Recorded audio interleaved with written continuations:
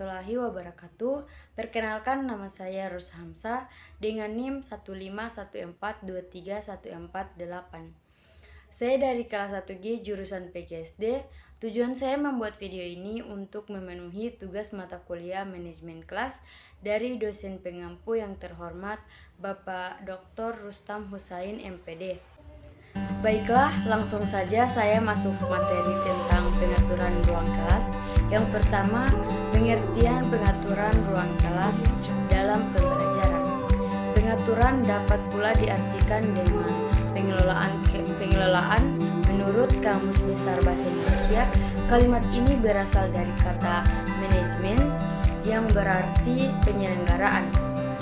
Menurut Winata Putra, menyatakan bahwa pengelolaan kelas adalah serangkaian kegiatan guru yang ditujukan untuk mendorong munculnya tingkah laku siswa yang diharapkan, menciptakan hubungan interpersonal yang baik dan iklim sosio-emosional yang positif, serta menciptakan dan memelihara organisasi kelas yang produktif dan efektif. Sedangkan menurut Winjer, menyatakan bahwa pengelolaan kelas adalah cara-cara yang ditempuh guru dalam menciptakan lingkungan kelas agar tidak terjadi kekacauan dan memberi kesempatan kepada siswa untuk mencapai tujuan akademis dan sosial. Dalam manajemen kelas efektif, lingkungan fisik merupakan faktor yang sangat penting. Oleh karena itu, lingkungan fisik harus dapat didesain secara baik dan lebih dari sekedar penataan barang-barang di kelas. Terdapat 4 prinsip yang dapat dipakai dalam menata kelas, yaitu yang pertama, area belajar kelompok, bangku siswa, meja guru, dan lokasi penyimpanan alat tulis, rak buku, komputer, dan lokasi lainnya. Area-area ini harus dapat dipisahkan sejauh mungkin dan dipastikan mudah diakses karena gangguan dapat terjadi pada daerah yang sering dilewati. Yang kedua, mampukan dari diri guru membuat suasana baru. Hal ini dapat meminimalkan waktu persiapan dan kerapian serta mengurangi kelambatan dan gangguan aktivitas. Yang ketiga, tentukan di mana guru dan siswa akan berada saat presentasi kelas diadakan. Siswa tetap harus mendengarkan dalam keadaan baik. Yang kedua, menciptakan lingkungan yang kondusif. Untuk belajar, salah satu faktor penting yang dapat memaksimalkan kesempatan pembelajaran bagi anak adalah menciptakan lingkungan pembelajaran yang kondusif.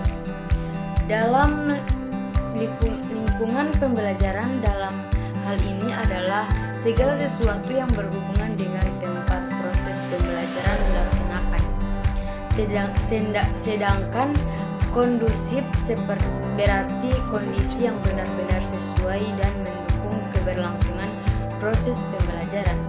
Proses pembelajaran merupakan interaksi antara anak dan dengan lingkungannya, sehingga pada diri anak terjadi proses pengolahan informasi menjadi pengetahuan, keterampilan, dan sikap sebagai hasil dari proses belajar.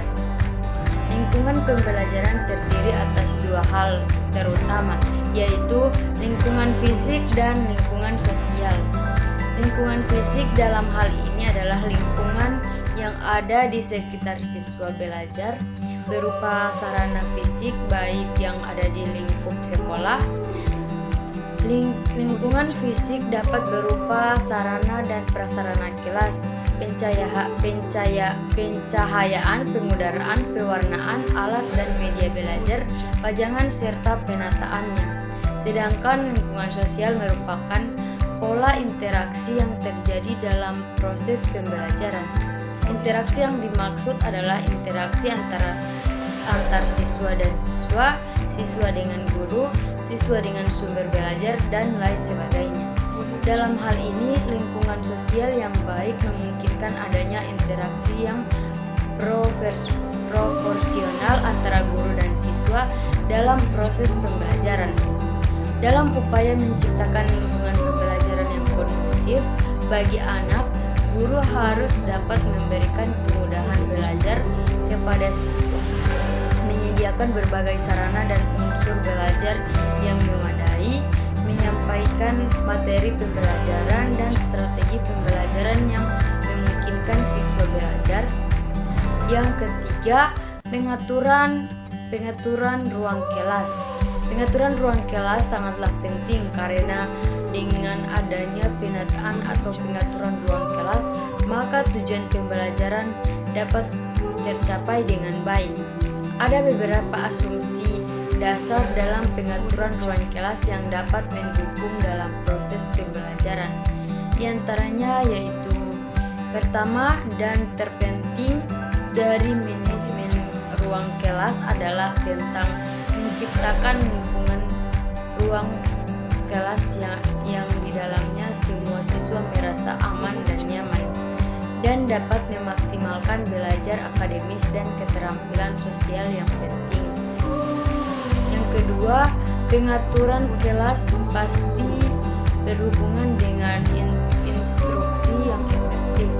Yang ketiga, pengaturan kelas harus meningkat rasa kepemilikan siswa, tanggung jawab dan perasaan keyakinan personal siswa yang berkaitan dengan belajar mereka.